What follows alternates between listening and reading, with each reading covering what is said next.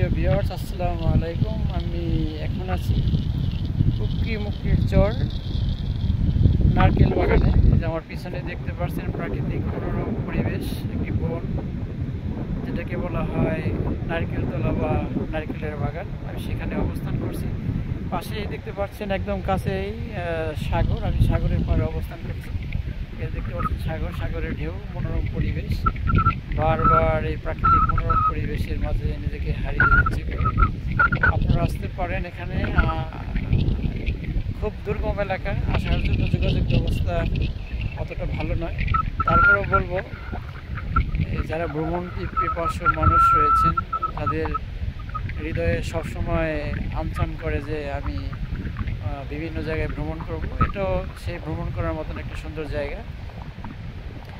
আশা করি আপনারাও আসবেন।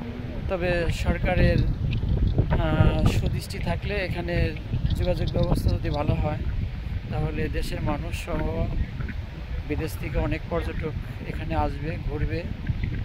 এতে করে সরকারের অনেক আয় হবে। তাই সর্বোপরি সরকারের সুদৃষ্টি কামনা করছি।